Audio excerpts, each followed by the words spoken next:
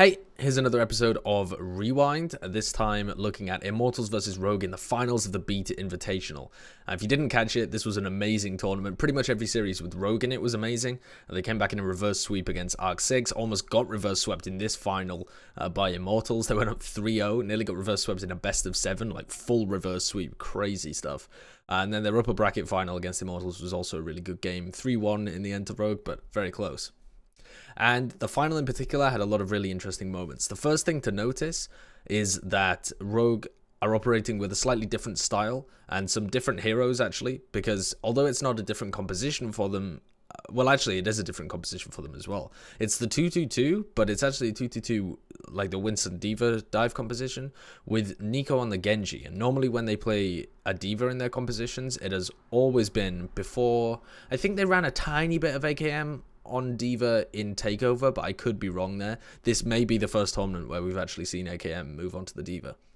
And that's a big deal for this team because that frees NiKo up to play the Genji. And AKM doesn't have that in his wheelhouse. If they were running the D.Va comp prior to this, they had to have the Soldier and the Tracer. And that meant that they were very predictable. You knew what they were doing at all times. They had a couple of different playstyles in the way that they could play that composition, but you knew compositionally this is what they would be playing if they had the D.Va on the field. And stylistically, they preferred to play the triple DPS anyway. Now they seem to have really gone a different route with it. And interestingly, this composition will mostly come out when Rogue are on the defense.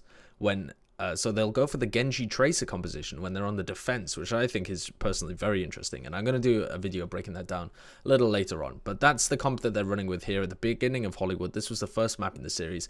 And what I want to talk about is a couple of rotations that happened with their attacks. So this is Immortals pretty much coming out of the gate here. They've already set their time. Or rather, sorry, Rogue have already set their time, and now it's Immortals' turn to kind of counter.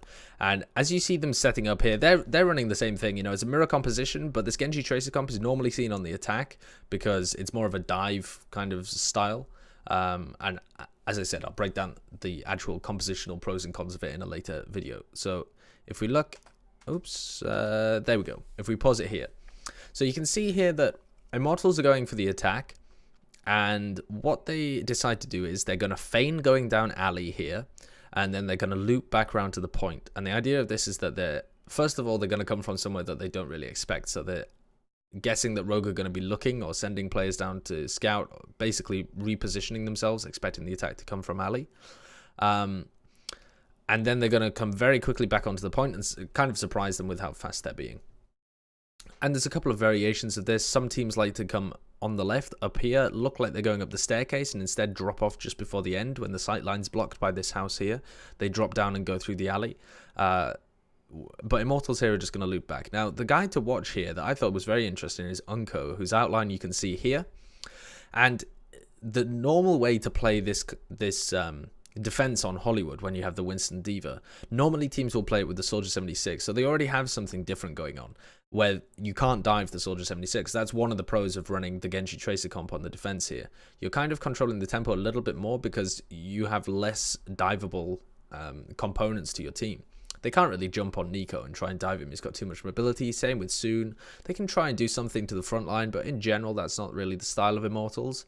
And uNKOE's the main target here. So uNKOE's the guy that they really need to protect. And he doesn't have the healing station from the Soldier 76. He doesn't have a huge amount of damage in the backline as well, as another thing that you would expect from running the Soldier 76. So it's important that uNKOE stays alive and doesn't get dived on. At the moment, he's positioned at the top of Cafe.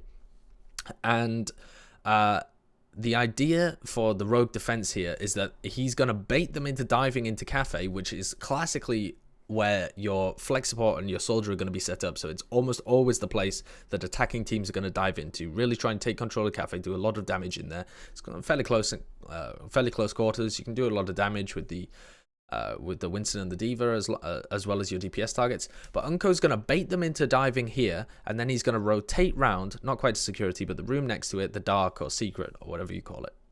So you can see here, Immortals go for the fake out. They kind of hide behind here. They're going to loop very quickly back onto the point here. And you can see that AKM is already making his way around. He kind of posted up as if he was here, and you can see him actually shooting from the right-hand side here. So if we just take it back a little bit, you'll be able to see at what point he does that. So you can see there's his outline, and you just see him drop off there. So he's dropped down the back of Cafe, and now as the camera comes out, he's made his way round the back here, and he's playing from this area. I thought this was really interesting for a couple of reasons. One, because I think it's something that attacking teams are going to be able to exploit from Rogue if they realize that Rogue are doing it. For example, a team like Immortals could fake to go down alley, and then instead of coming onto the point, simply rush straight into dark and try and take control of uNKOE. And they literally ignore him this whole fight, because I think they don't quite realize that he's rotated, even though you can see like his biotic grenade comes out there and he fires a couple of shots. Like there's another, what do you call that? A tracer or something? A trace? Whatever. But he basically is allowed just to stay there, and he hits this biotic grenade onto AKM that basically keeps AKM alive, otherwise he probably would have died to the dive.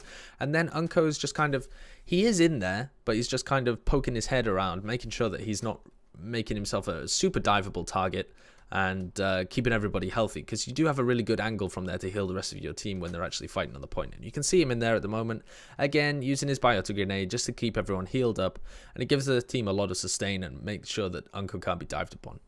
But it's definitely something that Immortals or any team that's attacking into Rogue could abuse on Hollywood if they realize that this is a pattern going on, and it is a pattern that's going on. If we dial forward to the next time that they attack, which is here, I didn't need to dial forward at all. You can see that again, uNKOE is again going to make his way around onto Cafe, presumably because he enjoys playing in Cafe. If they do go for something like a top approach, if they go for a more slow, pokey approach, uNKOE may end up staying in that area, and when the fight actually devolves into a full-on dive, he's going to again rotate around because he feels safer from that angle, and he wants to bait people into diving him on Cafe where the rest of his team can follow up. So you see here that again, uNKOE is set up there, and he's going to drop down. So he's still up there. He's going to drop down, and he makes his way around the back, and he's now over here. I realize that the outlines are fairly difficult to see, but you can see from the angle of where that biotic grenade was thrown from. Again, and the tracer, this faint pink tracer, or trace, I don't actually know what these things are called, but whatever. The shot, basically. He's shooting from this area, and look, he pokes his head out now, and he plays in security. He's just dancing around this little area. Gives his nano boost over to Nox, etc. So I thought this was a really interesting rotation that that they're doing, along with, you know, highlighting what Immortals were trying to achieve with that push from Ali as well. It's all about position, you know. I think, was it the 1-2-3 guys that I interviewed a while back, and they said this meta is about individual skill and positioning. And I think you see that a lot from all of the top teams. They really think about how they position themselves to try and bait in dive, to be able to get really good disengages, to get maximum value out of their ultimates, things like this. So I thought that was a nice little snippet there just to show you guys where uNKOE is playing from in their Hollywood A defenses.